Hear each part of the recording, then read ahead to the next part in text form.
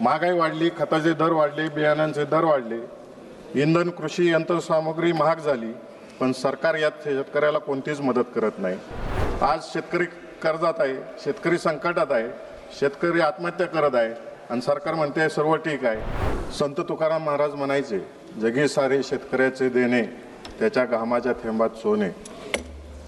यानी कि इस दुनिया पर जो कुछ भी है वो सब किसान का ऋणी है, क्योंकि किसान के पसीने की हर एक बूंद में ही संसार बसा हुआ है। माननीय अध्यक्ष महोदय, मी त्या कोट्यावधी शेतकऱ्यांचा आवाज घेऊन आलो आहे, ज्यांच्या घामाची एक एक बूंद या भूमीला सुपीक करते। आपण येत्या कोरड्या आकडेवारीवर चर्चा करणार आहोत, पण लक्षात ठेवा की या आकडेवारी मागे एक शेतकरी आहे, त्याचं कुटुंब आहे, त्याची स्वप्न आहेत आणि सरकारी धोरणांमुळे कोसळलेला आहे त्याच्या स्वप्नाचा चुराडा आहे। सरकार बोलते एक आणि जमिनीवर घडते काहीतरी वेगळेच। सरकार म्हणते शेतकऱ्यांचे उत्पन्न दुप्पट करू, शेतीला आधुनिक करू, MSPला कायदेशीर हमी सरकार का देत नाही, शेतकरी अजून कमी दरात माल का विकतो, दलालांचा बाजार अजून का चालतो, शेतकऱ्याला अपुरी वीज पुरवठा का होते। माननीय अध्यक्ष महोदय, अर्थसंकल्प पाहिला की एक गोष्ट स्पष्ट होते, शेतकऱ्याला अजून प्राधान्यक्रम नाही।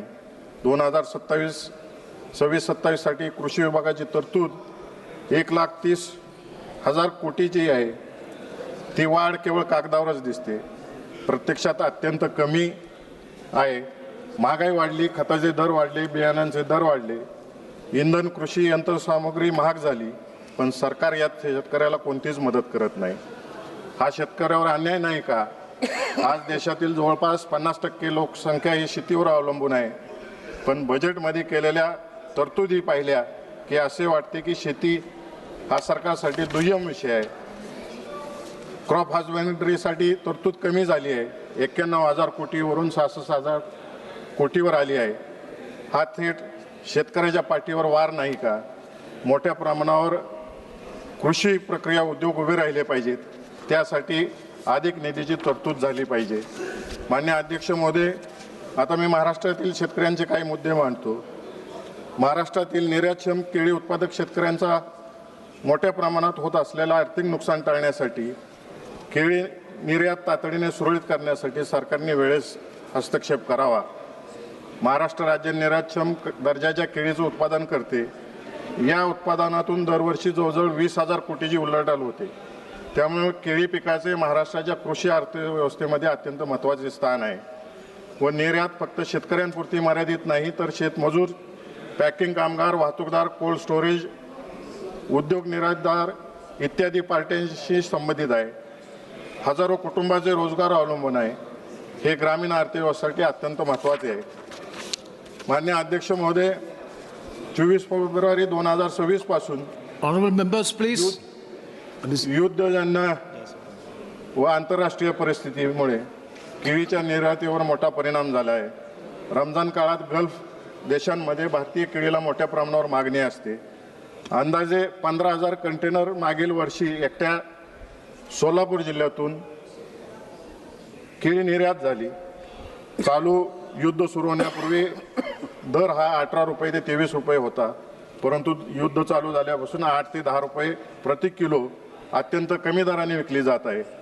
केळी पिकासाठी प्रति एकर अंदाजे 2 लाख रुपयेपेक्षा जास्त खर्च येतो, मात्र सध्याची परिस्थिती शेतकरी अडचणीत आलेला आहे।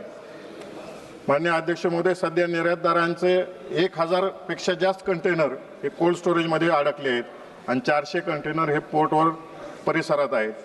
शिपिंग लाईनकडून कंटेनरवरील प्लगिंग चार्जेस, कंटेनर भाडे व इतर भाडे मिळून कंटेनरसाठी सुमारे 2 लाखापेक्षा जास्त अधिक खर्च आकारला जात आहे आणि समुद्री भाड्यापेक्षा सुमारे 3,77,000 अतिरिक्त शुल्क आकारलं जाते।